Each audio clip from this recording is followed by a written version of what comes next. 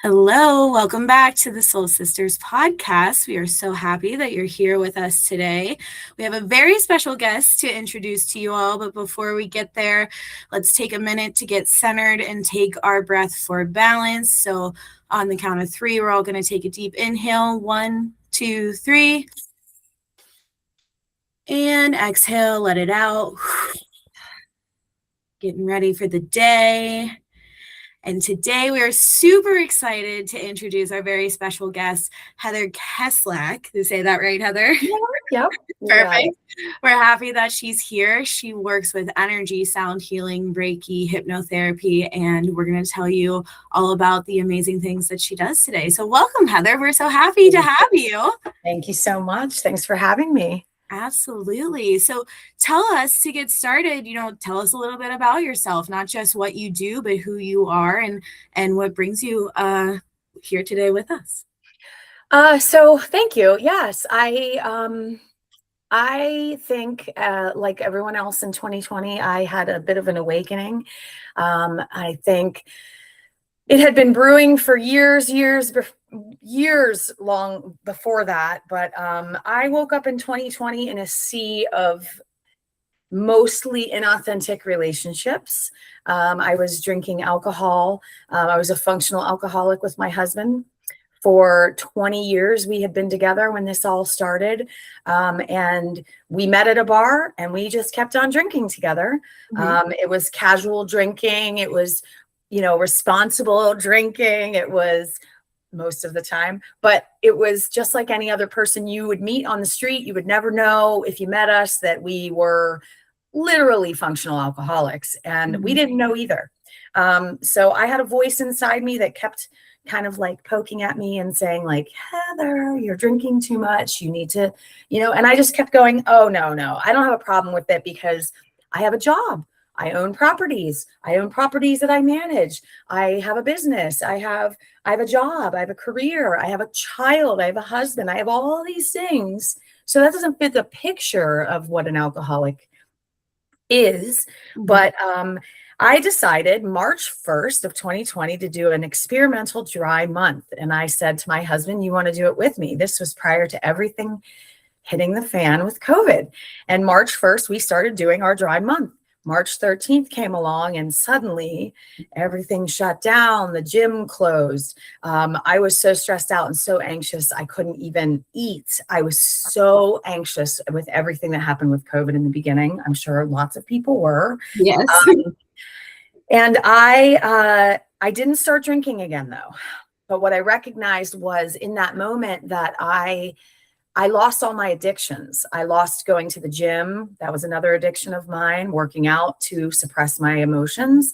I could no longer really eat because I was so stressed out. And that was another addiction of mine. I loved to stuff myself with food and push everything down. And around March 19th, my husband said, I want to have a drink. Are you fine with that?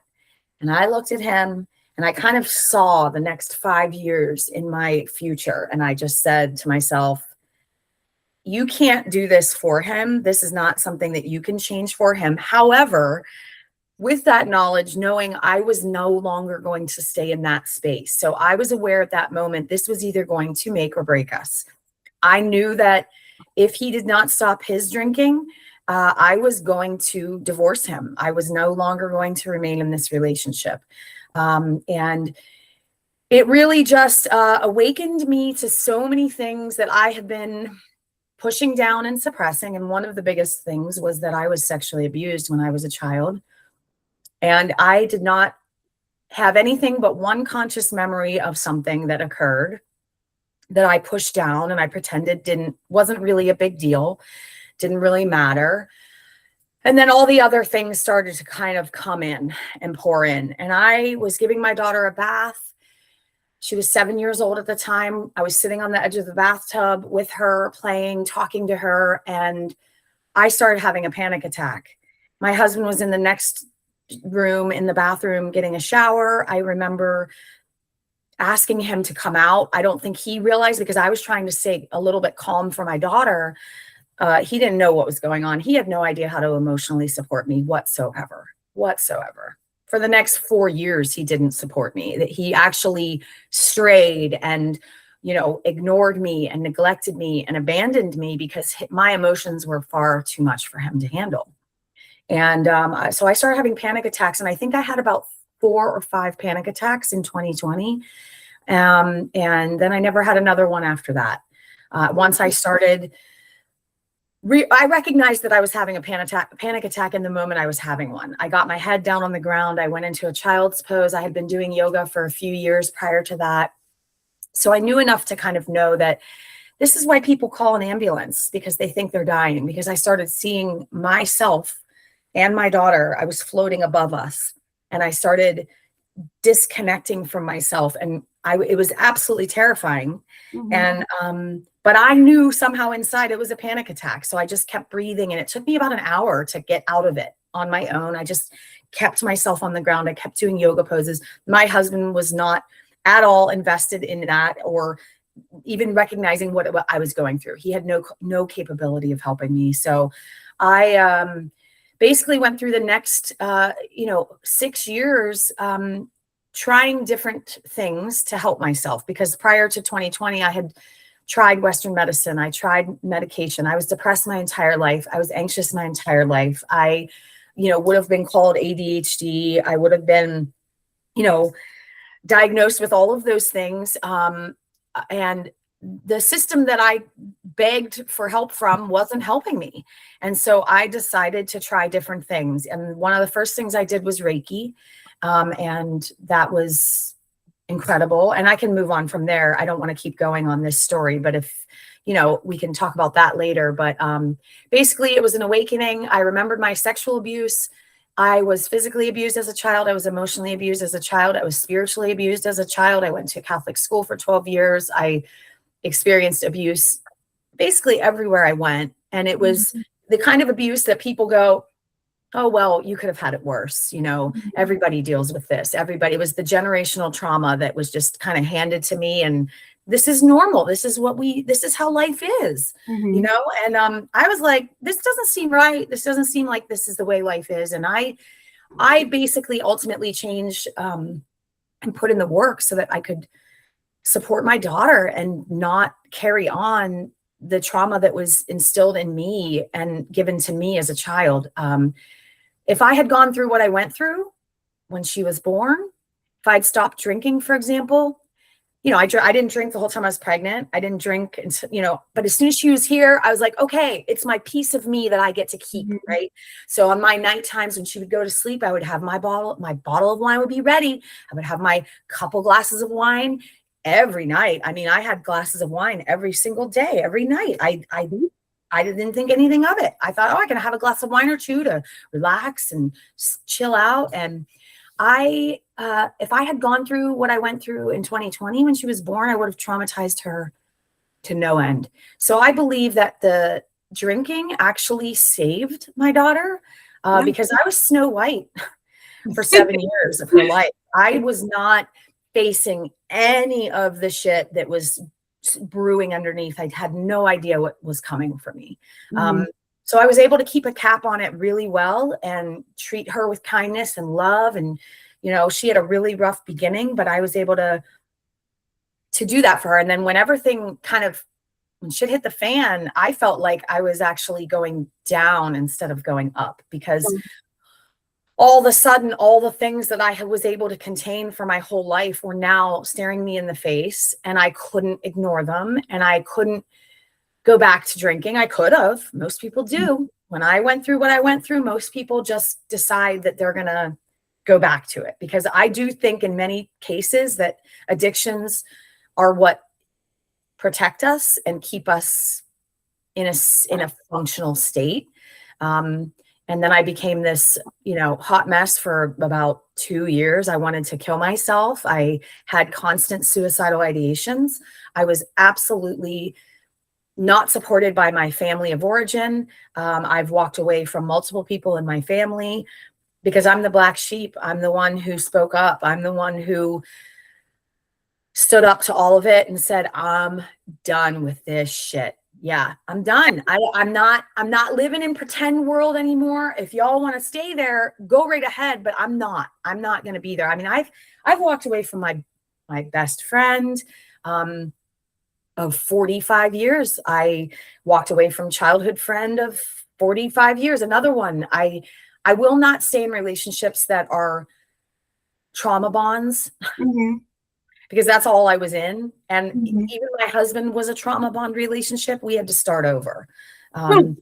And so here we are 6 years after that. And he no longer drinks. He has absolutely turned his whole life around. And to be honest, I think not enough women, I would say women, not enough women are demanding change in their environment.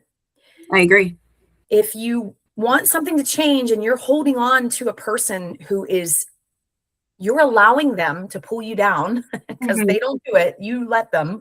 If you stay in that and you don't want that, you either have to walk away or the person has to change. There's only two options. So I told him, like, you have to shift this or I have to leave you. Like, I can't do this. And I would have been in a really bad way if I'd left, because we've 20 years together of building, what we have, and the financial things and all of that would have crumbled to the ground for me. I would have been living in a trailer because he would have been in his trauma response and he would have been purposely sticking it to me because that's where he was in the beginning. It was just it was a mess. It was a mess. He was neglected and, in his own right in his childhood. So he came from his own trauma and we just went like this and we were like, oh, this is a perfect fit. You're going to keep doing what my parents did to me and I'm going to do what your parents did to you. And we're going to keep throwing shit at each other. And that's what we did for 20 years. Mm-hmm.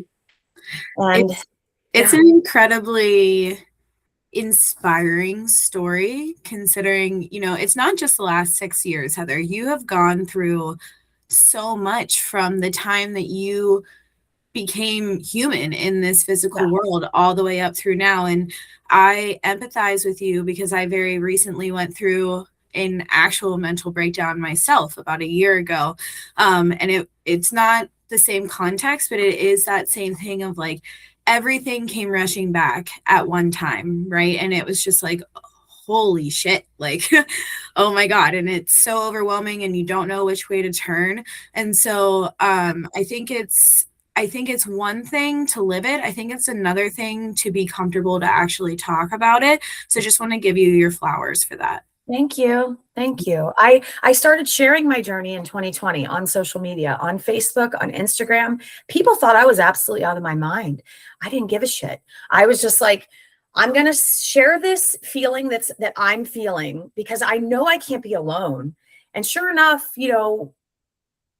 it just started bringing in more and more people who were watching me and who were commenting and who were saying things. And if you deep dive on my page and you go back to 2020, you're going to see a person that is nothing like who I am now.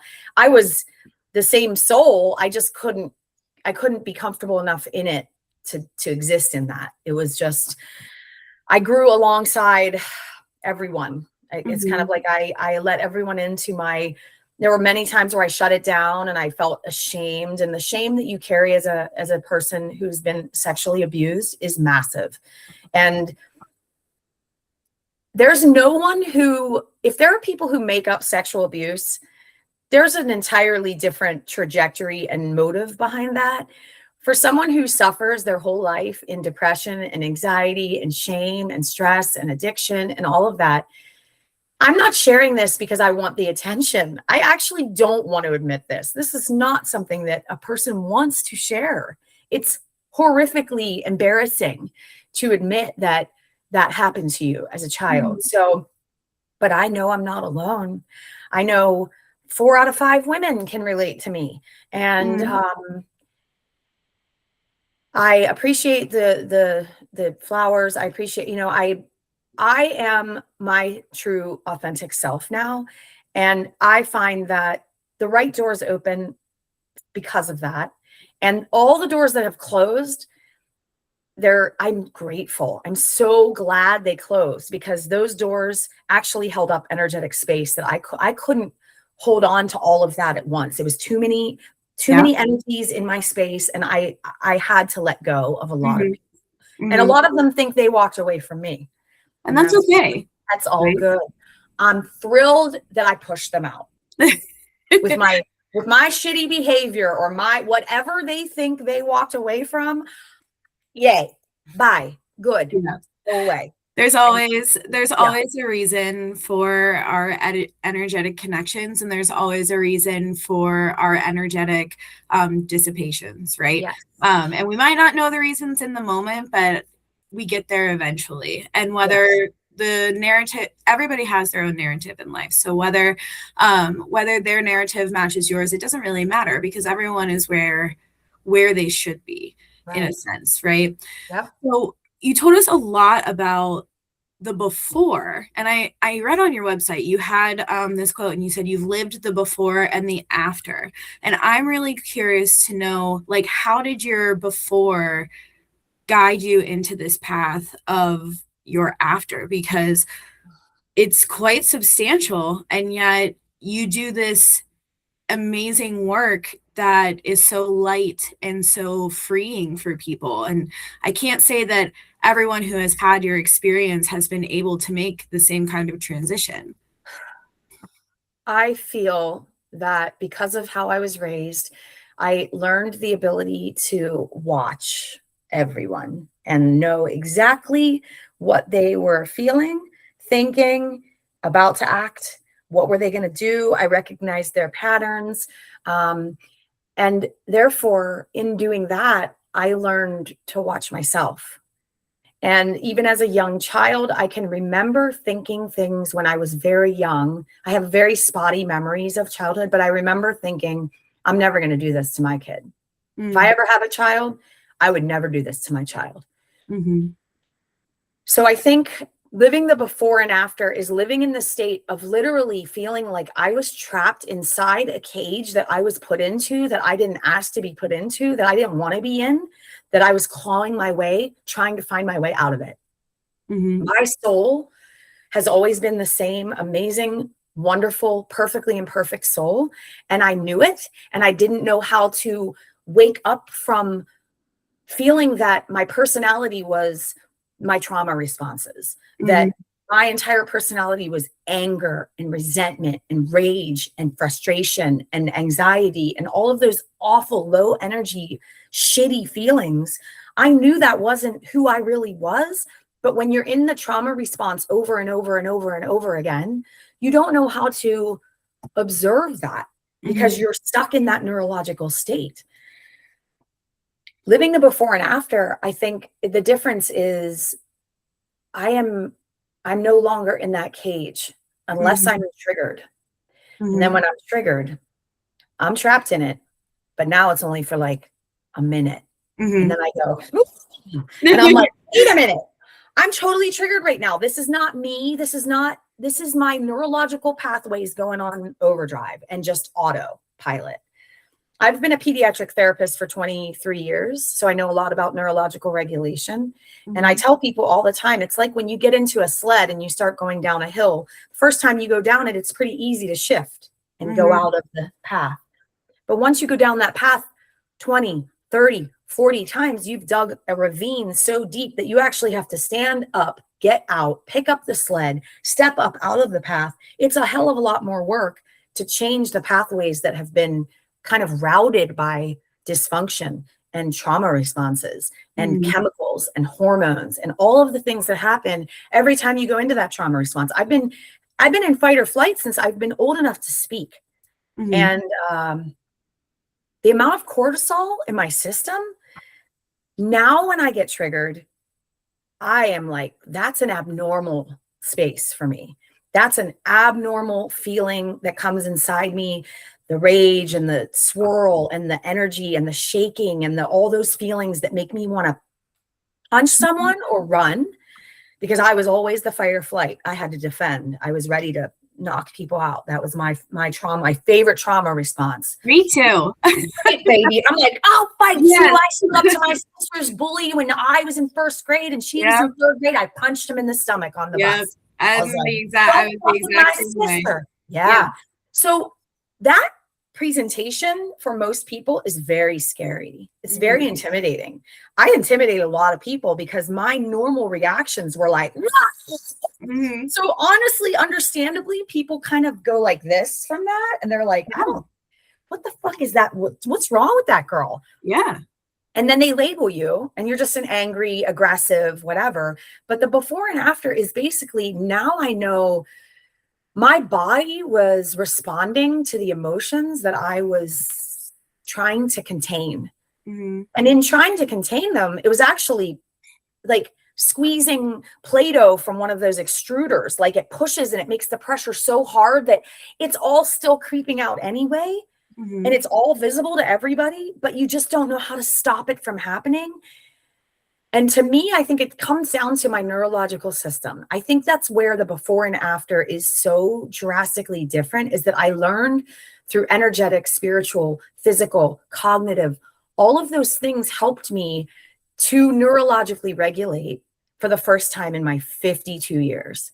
Probably within the last 2 years, I would say I've been able to know what regulation feels like, because that was not in existence. So when I'm in dysregulation, what am I doing? I'm self-sabotaging.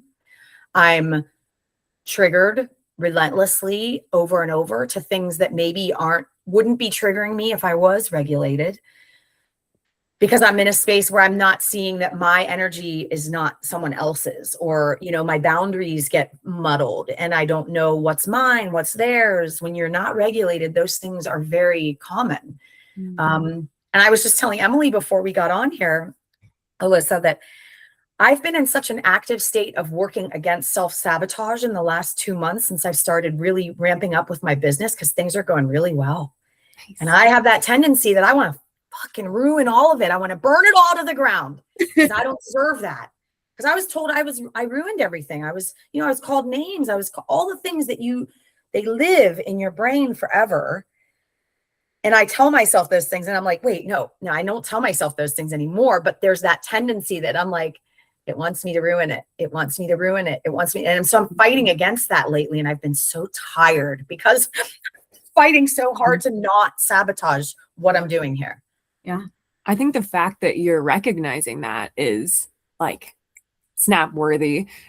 You have given me so many powerful metaphors and quotes to consider. The words that come to my mind are transformation, growth, self-awareness leading to authenticity. And I think that's kind of what you sort of just spoke to. It's like, I'm aware that I'm like trying to self-sabotage here a little bit. Yeah. And how can I like stay true to my authentic self. You also talked about like the before and after. And it really, to me, feels, you literally spoke it. Like, we're in a cage, we're closed off. And now you're open. You open other people up with your story. These stories can be heavy, but they provide lightness for others to grasp onto and maybe even feel. And I love your website, Healing with Heather. And you have a quote right on the front. It says, when energy moves, stories unwind, life begins to breathe again. And I feel like you just led us through this like movement of energy, and shared with us like kind of an insight into how you unwind others and allow them to breathe again. And so I'm really curious on like, what about your work that you're doing in these past 2 months, like really lights you up and inspires you to continue, even whenever it feels like I want to jump back into that cage and fight everyone. Yeah. I think the sound healing certification that I recently got, I was certified in sound healing by an amazing woman. Her name is Monique Mead. She is through Carnegie Mellon. She's a concert violinist, and she's one of the only women in the world to write music for sound bowls. Wow. So I can't even believe that I got to go and be trained by her. It's like, I can believe that. Say it again. I said, I can believe that. Oh, thank you. It's amazing that I got to do that. And I think I was already certified in Reiki and then clinical hypnotherapy, because those were both two things that really changed my life. And then I decided, my yoga teacher was like, hey, I'm going to go get certified in sound healing training if you were interested. And I was like, cool, I am kind of interested, because I've been to sound healings. And that was an experience in itself, because I recognized even through that training, and this is something that I didn't know until just that training a couple months ago, I am panicked in moments of trying to learn new things. Me too. Me too. Oh man. And the music and the notes and the things that were coming at me and the things that she was I was so overwhelmed that I almost ruined that training. I almost sabotaged it. I almost didn't come back for the second one, because I was like, I lost my center and my grounding. And I was, the second time I went for the training, I was just so overwhelmed. And it was the same time that the Epstein files were released. Mm. And I was in my own dark space with that. Yep. For like a month. I couldn't snap out of it. I couldn't get out of it. I felt like somebody had abducted me. Like I was so panicked, and I felt like I had my husband changing our security system. I was unplugging TVs thinking that they were watching. I mean, I went to a whole nother paranoid space. It was awful. And that was the same time I went to do sound healing training. And I'm trying to work through like that shit, and then trying to keep myself centered so that I could actually try to learn it.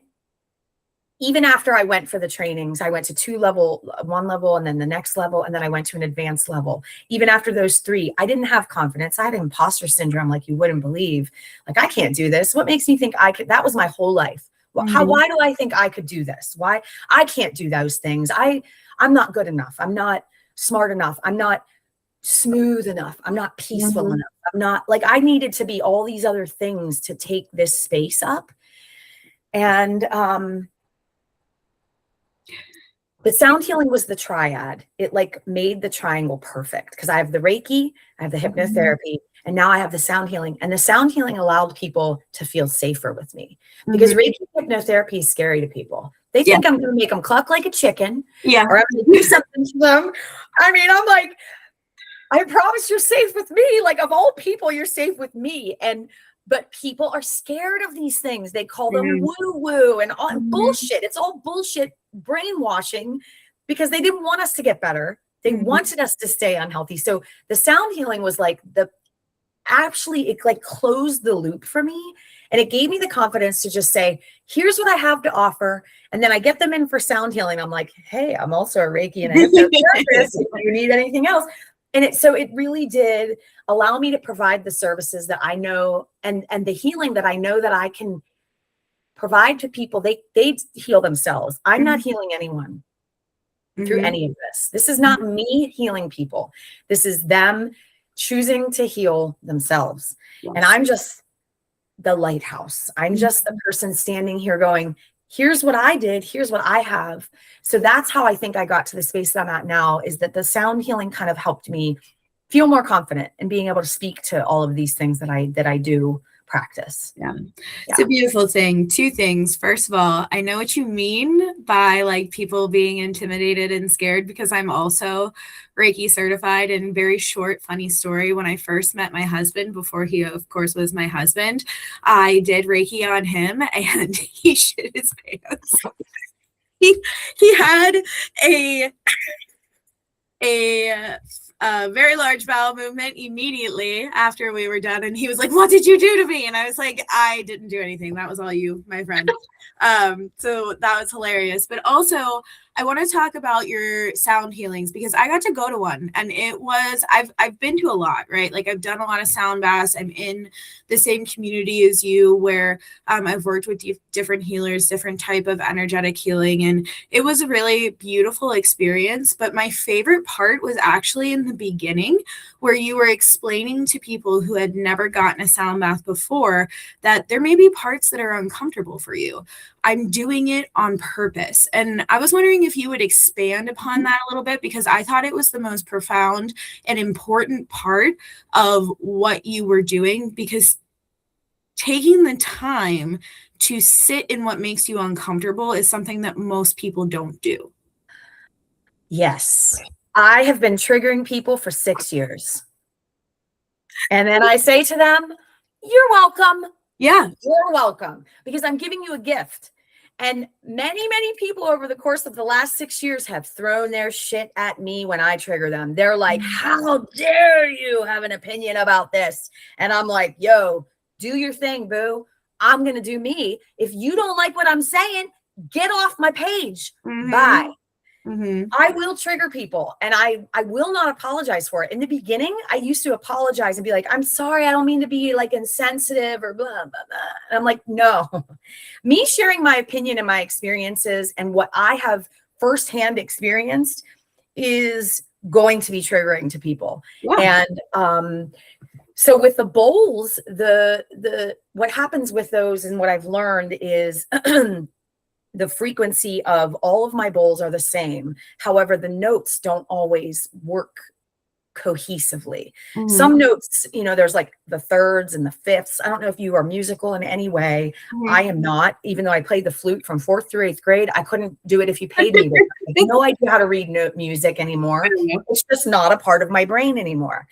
So I don't understand it to the point of like the details that Monique Mead could tell you. But I do know that certain notes are supposed to go together. They harmonize, they synchronize, they work well. They feel really good when they're together.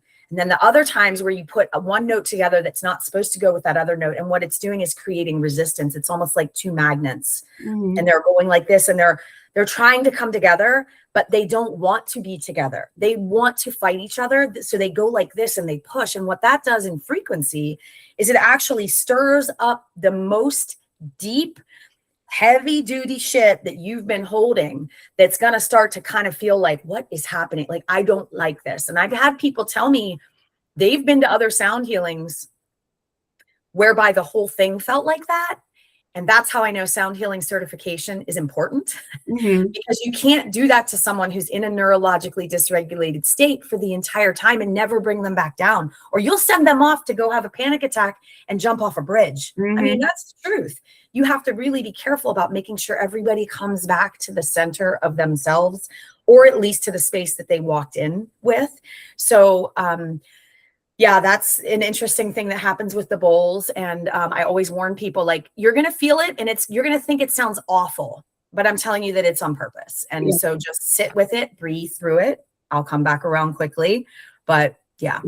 I just thought that was like one of the most beautiful parts of the experience. And I remember calling Alyssa afterwards and being like, it was just my favorite part, because a lot of healers don't take the time to explain to their clients that, like, you're not just coming in and I'm going to fix you. Like, that's not how this works, right? You have to get uncomfortable. We have to open up the different pathways. We have to open up, your hips where you've been holding all of this stagnant, traumatizing energy. And you might feel bad for a really long period of time afterwards, but eventually, because you are releasing it, you will end up letting it go. I mean, I wanted to kill myself for years. Yeah. I mean, that was a real feeling in my brain for years. And it was because I was facing it all. I mean, and again, I wasn't running. You spoke to getting the certification while simultaneously kind of uncovering the Epstein files stuff. And the word I heard was overwhelm. And it's like, I get overwhelmed in sound bathing from those certain notes. And I can imagine myself right now with my eyes closed thinking like, ooh, this is a tough one. And so for you to go through that training and like be expected to like learn how to provide that to people while you're going through something that's difficult, I just really want to give you kudos to that, because it's powerful to notice that and bring that to the level of awareness. And just time and time again, I'm like, your realness just gives people the ability to shine and feel uncomfortable at the same time. Yeah, thank you. It's one of the biggest things I tell people. If you think this is going to be easy, and if you think that you're going to get through this without being really uncomfortable, I mean, it's decades of, no matter if our neurological states are awful, they're comfortable, because that's all we know. Yeah. I only knew living in fight or flight. I didn't know any other way of living. Mhm. I spent my entire life there, and I thought that was normal. And so when I shifted out of that, we don't have a hard time experiencing discomfort as much as we have a hard time experiencing comfort. Mhm. Mm-hmm. And Absolutely. it's in the comfortable that we go, I don't want to. No, this isn't normal. This doesn't feel right. So I'm going to fuck it up.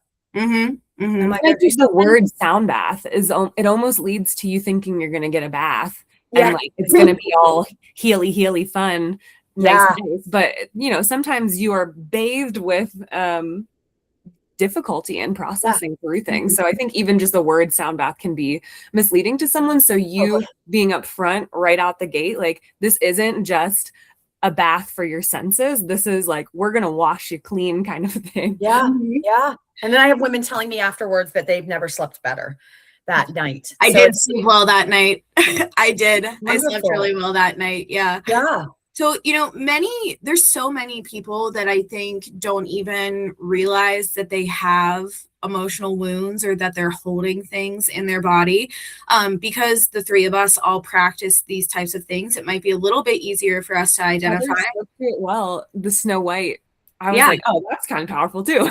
Yeah, Continue. exactly. I was like this. Yeah, exactly. But even now, it's still a practice, right? There's a reason why we're not saying like, oh, we are experts at this. We still practice because there are still times where I'm like, damn, like I've been sad. And it like now that I released my hips in yoga, I feel so much better. So for the people that are listening, Heather, how can someone recognize when their body is asking for emotional healing?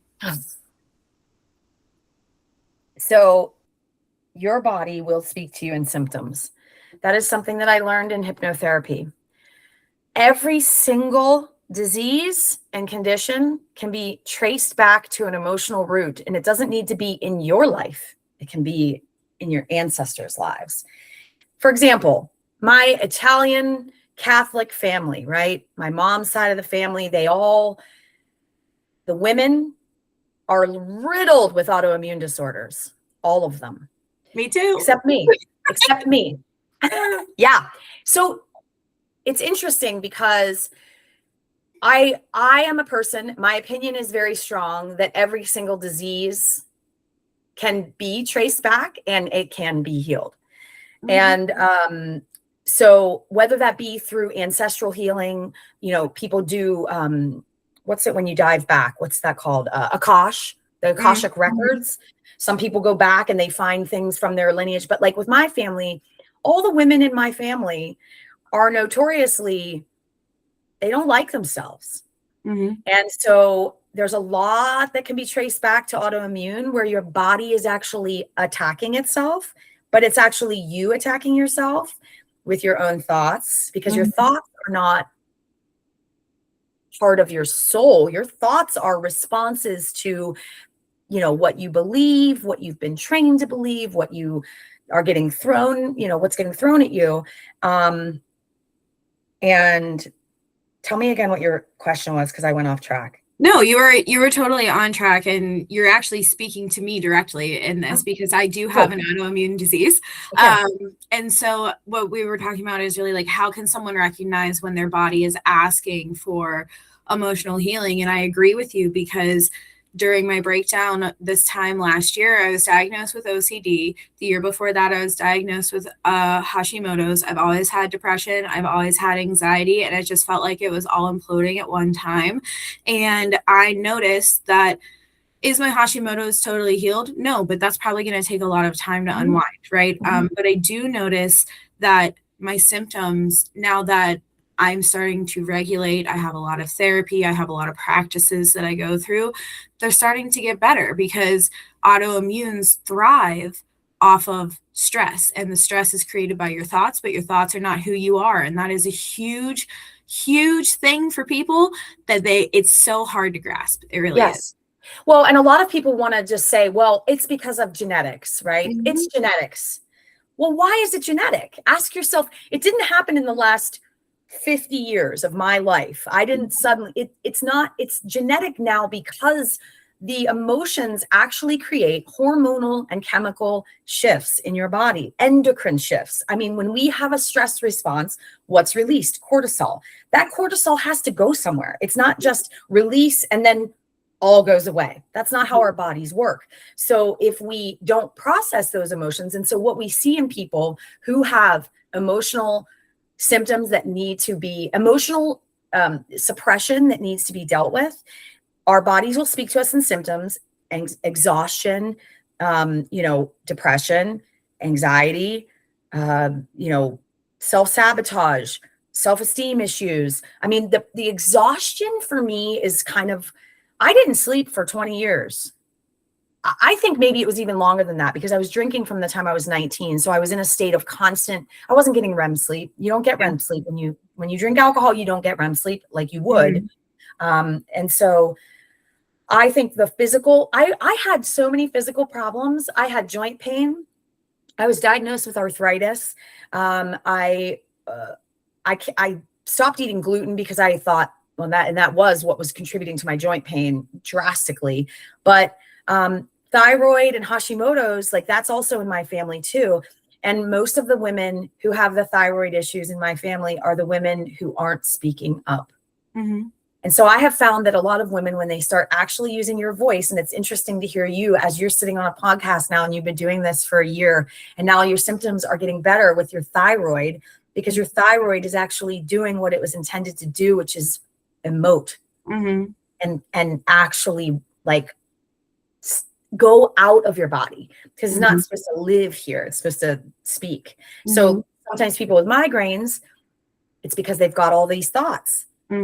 And what are the thoughts doing? They're weighing, they're taking up energetic space. They're constricting. And so that's migraines often are the amount of thoughts that are just floating in your head and going nowhere and never resolving, never having solutions, never finding relief. And then you've got a headache. And I have, I have people who come in here for Reiki and I feel their body, right? I lift their body. I will lift their legs. I will lift their head. And I'll look at a woman who comes in here and she's a doctor and I'm lifting her head and it feels like it's 300 pounds. And I say to her, do you get headaches? And she's like, yeah. And I'm like, well, you're all in your head. I mean, I can feel it just from the weight of her head. So energetically, what stays stuck, our body is going to try to tell us, I don't like this. This doesn't feel right. And I'm going to try to get it out. So people who have skin issues, for example, the biggest emotional sign of skin issues is that, will somebody please see the emotional pain I'm in? So hives and that I had people so mad at me when I suggested that diabetes was, a cause of emotional suppression. I mean, where does diabetes come from? Why it comes from, we're eating sugar, we're pushing, and then it's also emotional, right? Like we eat because we are emotionally placating ourselves. And then, so I believe that every single disease has an emotional root. And I really think that our bodies will tell us when we're not managing the emotions. And I have friends who have had friends my whole life who say, well, I'm 50 years old now. I don't need to be feeling those feelings anymore. They're irrelevant because they happened back then. So I don't need to feel it. And then I look at them and I go, but you're suppressing yourself drinking alcohol. You're not sleeping. You have this. And I'm not saying that to them, but I'm thinking it. And I'm like, well, if those feelings aren't bothering you, why are your physical symptoms displaying something different? And to speak to OCD, I was going to say something about your OCD too. Go ahead. No, go ahead. You can go ahead. Well, OCD, I have friends who, they say their husband has OCD. And I say, well, really what he has is an adaptive form of control. I mean, he's doing this to soothe his neurological system. Yes, exactly what OCD is. So it's not a disease. It's a function. It's a function that we reach for to soothe us. And so, and now doctors just want to say, it's a disease. Here's a pill.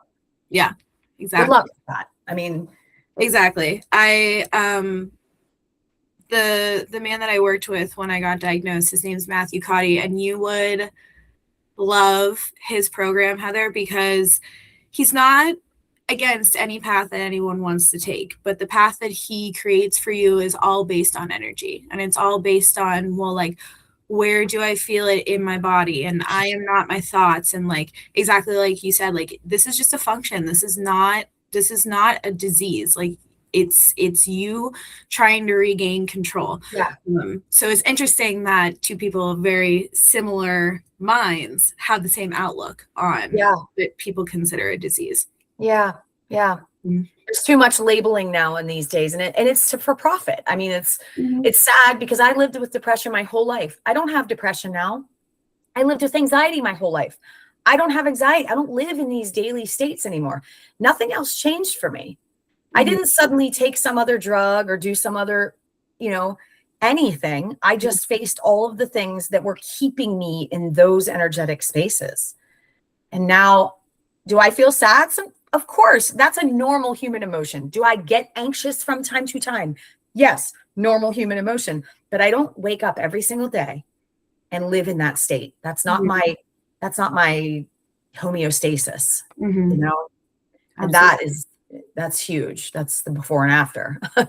You have clients that have inspired you, like that have come to you, you've done work on them, and you've seen these giant transformations? And if so, like, what can you give us some examples of what your clients have experienced? There's a woman that comes to mind. I became friends with her because she rented my condo in Hilton Head one year, and we just became friends through that. And she became my client. I was doing coaching for a while. When I was still stuck in my own muddy state, I was doing coaching, and I always felt like an imposter in that. I always felt like the cart was before the horse in a way. I felt like I wasn't prepared to be in that space. Yet I was helping people anyway in that space. So I have learned that you don't always have to be all the way ahead. And I don't say ahead. I say that loosely. You know what I mean? I don't think I'm ahead of people. I just, in the stage of healing, there are levels. And I don't think you need to be but a couple stages ahead to kind of like help someone along and pull you with them. So this woman, came to me in a state of constantly attracting men who would let her down. And, we dove real far back into her childhood. I always go back to childhood for everybody because there's always a link. I don't care what anyone says. They're like, no, my childhood was great. I had women who come in and be like, my relationship with, I do Reiki on them. I'm like, I feel a mother, something going on with mother. And they'd be like, wait, what do you mean? My mother and I are close. And then 2 years later, she'd be like, remember when you told me about my mother? Like, I didn't realize what he was doing. So anyway, with this woman specifically, I mean, she has just skyrocketed. I've done Reiki, I've done hypnotherapy with her and coaching. And, she's in a state now where she's just living in her authentic space and like loves herself and really cares about herself and values who she is and what she brings to the table. And when she sees red flags, she's like, bye. She doesn't waste her time. And it's beautiful to see her living in that space. And, she's grown immensely. I have other friends who found me because they were also abused physically, sexually, mentally, inside their own homes. And, will quietly watch me. I have a lot of people who quietly watch me, and every once in a while will pop an email to me or a message and say, like, I've been watching you for 6 years and I don't even know it. I don't have no idea who I'm helping. And they'll just quietly kind of reach out to me and say, you've helped me so much and you've helped me understand this. And so that's lovely. I don't hear a lot of that because what I talk about naturally creates shame. And so hiders are all over my page. I mean, lots of people who are like this and they watch, but they don't say a word. They don't comment. So for a lot of years, I thought, nobody's watching this. I'm just going to shut it down. Nobody's even liking my things. Nobody's commenting. I know why now. But yes, I've seen tons of progress with people I've worked with. It's been beautiful. And it goes back to what we said in the beginning. It takes a while to grow a following around things like this because people don't like to be uncomfortable. No. That's why we have social media. That's why we're all on our phones all the time. We are used to a world of instant gratification where if I don't know something, I'll just Google it. there's always an Right. answer on Google, and now we have AI to do that for us. And it's just Right. like that world of instant gratification, to have people take the time to slow down, actually feel their feelings instead of avoiding them. You could have feelings that you haven't thought about in 20 years, but they're still there because you never dealt with them, right? Right. And so it becomes this very uncomfortable experience for people, and self-included. I was included in that for a long time. Sometimes I still am, because it is a practice and a process. Oh yeah. Yep. Mhm. Yep. Big time. Definitely. What are you most excited about right now, Heather? Because you're really, like, I know that you're taking a step in life, and you're moving forward with this business and really diving into your practice is something that you do full time. So what are you most excited about right now? I'm most excited to just be living in an authentic space with my career, because I spent 23 years in a career whereby I am not okay with what's happening in that career. I What don't did want you to be. do previously? I am a PD. I still am. I still practice pediatric OT. Oh, you I did. I do early intervention evaluations for children from birth to 3. I go into their homes and I evaluate them to determine whether they need physical therapy, occupational therapy, or developmental therapy, or speech therapy. And I have been in the field for 23 years, long enough for me to have really, really, really strong opinions on what's happening in the world, in the medical world. And I'm done with it. I don't want to be involved in it anymore. I don't want to profit off of this anymore. Yeah. It's Yeah. not authentic. It's awful. I'll never be short of money working with this group of children. And that's the saddest part, is that it just keeps going, and children are sicker and sicker and sicker and sicker and sicker. And I've been watching it for 23 years. So what I told you about watching trends and watching patterns, I've seen a lot, and I share very, very, very comfortably online my opinions on those things. And a lot of people don't like that. I don't really care. Again, I just will be me. And so I dare anyone to come to work with me who wants to disagree with me on it. Like I say, come on, come to work with me, come and see. Yeah. So I want to be authentic in every way that I can. I want to be in authentic relationships. I want to be in authentic spaces. And I certainly want to be in an authentic profession. Because otherwise I'm taking money for something that's harming people. Yeah. Yeah. And setting them up for continued failure. So do you have any, I know you're doing a sound healing tonight, and Yes. you have one tomorrow as well, but do you have any other upcoming offerings, any new offerings, any projects that you're working on that you want people to know about? So for the entire month of July, I'm offering $50 for a private sound healing session, which is half my normal rate. Normally, I charge $100 for a private session. But for this month of July, I took off from my job, and I've never been busier, but I am offering that this month. And I offer Reiki and sound healing combinations. I love doing that. I'm really excited to possibly do a float sound healing. Yes, I want to come to that. Yeah. So that was one of my first kind of ideas to do a sound healing, was to start there. And I realized that was literally diving in too deep for the first one. So I was like, I'll just do on land for the first one. But that's something I'm really looking forward to. They have a really cool website called Swimply. It's VRBO for swimming pools. And so you can literally rent someone's swimming pool for an hour or two, have a sound healing, and then pack up and go home. So I really am looking forward to trying to do that. But for the month of July, I welcome anybody to contact me and, get set up for a private sound healing. I do those right here in my space that I'm in right now. I have a private closet, and it's nice and roomy. And I set up my own, I ordered Japanese mattresses. So my very first sound healing, I made zero money. I spent like $40 a head to do my first sound healing, because I wanted to make sure everybody had comfortable spaces. And Monique Mead does sound healings, but she uses something called a yogi bow, and those are like $300. So I'm like, I think I'll go with just the cushions for now. But my goal is to make sure everybody's comfortable in those. So yeah, that's my offering for this month, is the $50 private sound healing sessions, which are lovely. Yeah. Amazing. Well, it's very exciting. And I know I have a sound bath coming up with you in August that I'm very much looking forward to. Where can our listeners connect with you? You've mentioned you're on social media. I know Alyssa and I have both visited your website. So tell people where they can find you and where they can connect with you. Yep, my website is, I'm not sure if you'll attach it to this, or should I say? Yes. Okay. Yeah. So my website will be attached, and on Facebook and Instagram. I don't have any other social media other than Facebook and Instagram. And you can text me. I mean, my phone number is on my page. I don't mind if people reach out to me directly. My email is also on my page. And through my website, you can, I honestly haven't been contacted through my website. People just naturally reach out through phone or email. Usually is the best.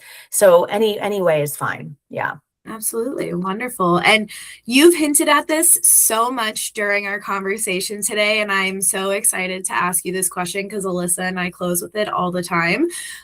What does living as your most authentic self look like to you?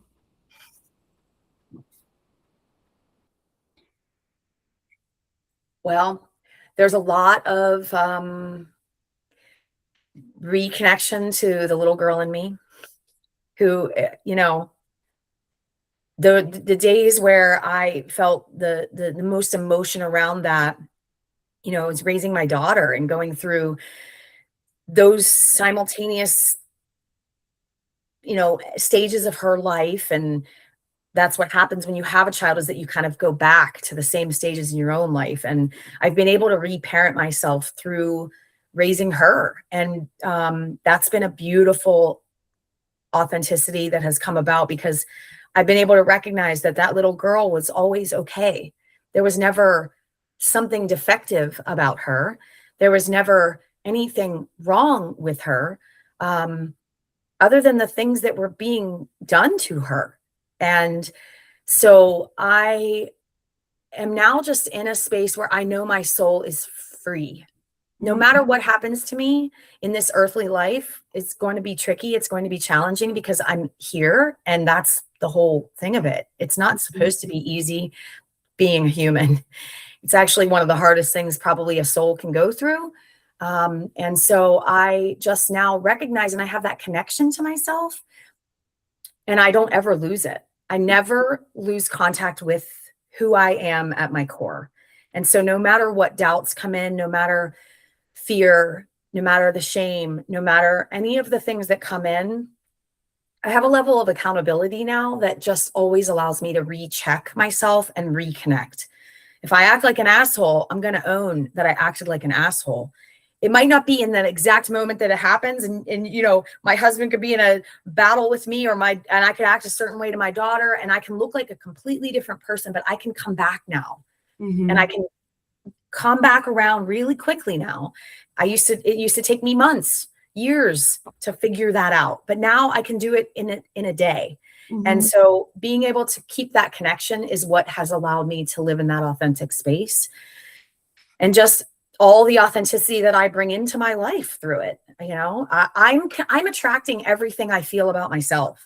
And so the people in my life now, like your lovely aunt, I said to her the other day, she said, I wish I would have had a friend like you 20 years ago. I said, Michelle, if you did, I would have fucked it up. Because I'm not who I was 20 years ago. I'm not the same person. Exactly. And I couldn't have attracted her.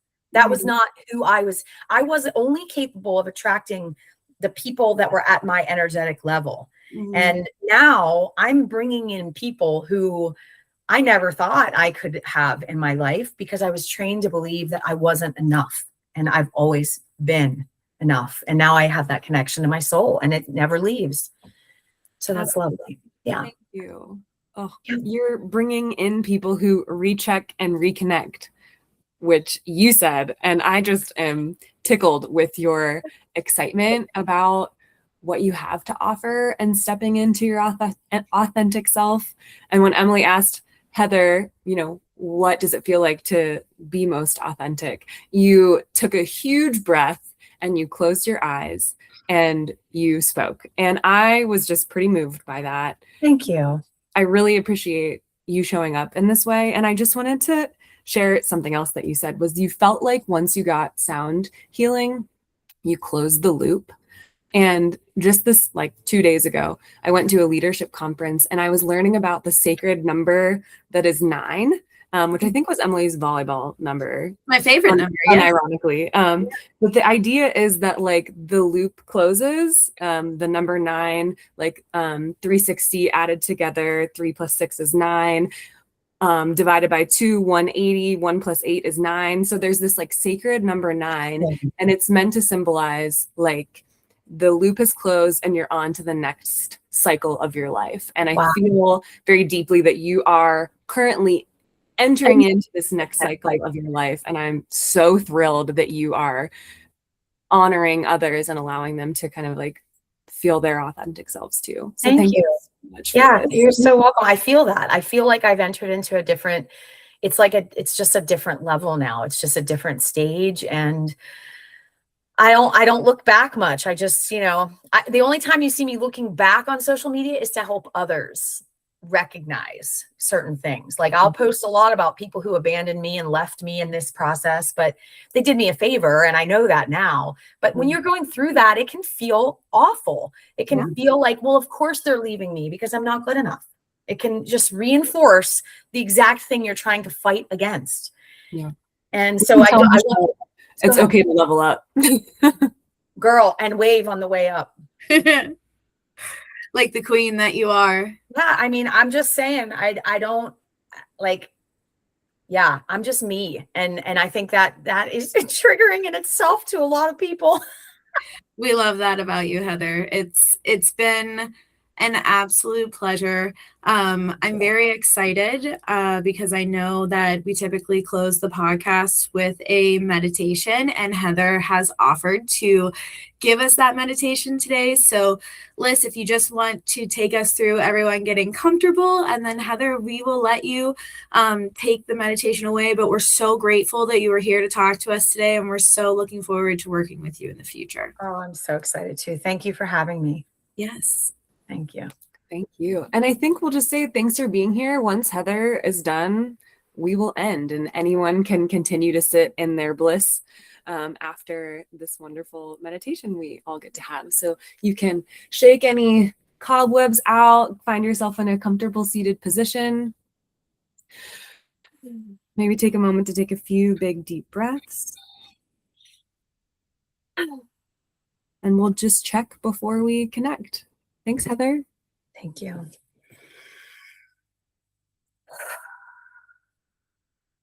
I just want to welcome everyone to continue focusing on your breath.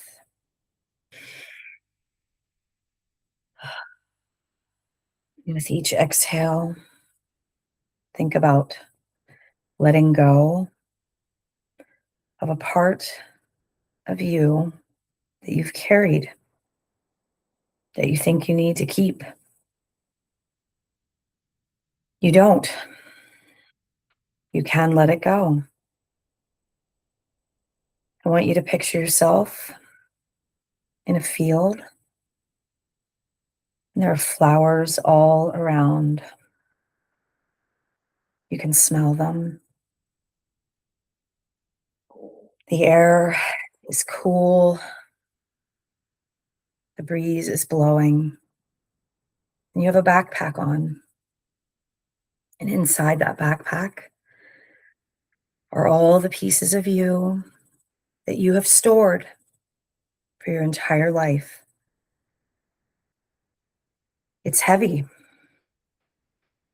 And you can take part of it and let it go.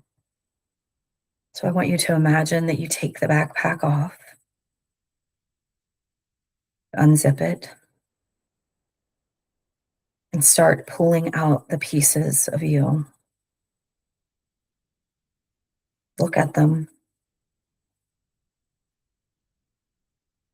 Before you send them away, honor them, hug them, love them. They were part of you. They helped you. They kept you safe. They're no longer keeping you safe. They're keeping you down. And you can release them now. Keep the beautiful parts. Keep the part that is you. Keep the part you were born with. Keep your faults. They're part of you. They help you grow.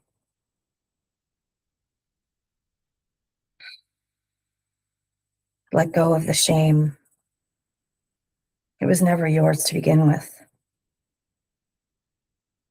You did not put that shame in your backpack. It was never yours. Imagine yourself pulling all of those parts of yourself out, setting them down. There's a stream right next to you, and the stream is floating down the hill. Take the parts of you that you no longer need, that no longer serve you, and put them in the stream. Watch them float down.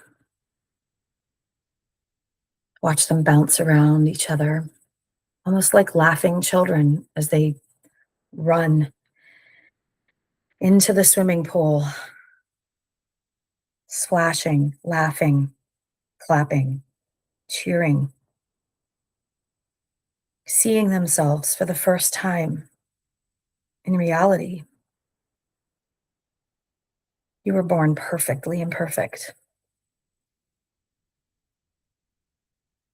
Sadly, the people before you didn't know how to recognize that they were born the same way.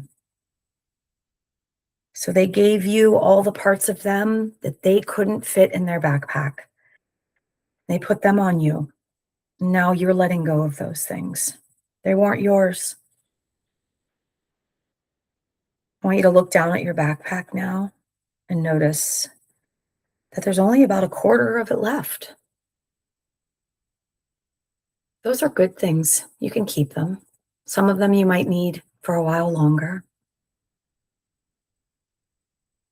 But when you're ready, you can drop those off too. You can zip the backpack up, put it on, move through your day,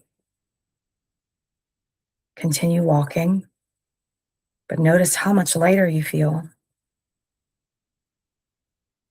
Notice how much freer you feel. Your shoulders open, your head rises. You're looking up now. It's not pulling you back any longer. You can move forward. You can do so in peace. Don't forget the beautiful little child that exists within you, always. She's perfect. She didn't need to change. She just needed to grow. You can do that now. It's never too late. And I'll send you on your way to float back to your world, where you can put the backpack down temporarily. But remember, you can pick it up when you need it. Whether you have it on or not does not change the beauty inside you. You can let others see it. It is in softening that we strengthen. And I love you.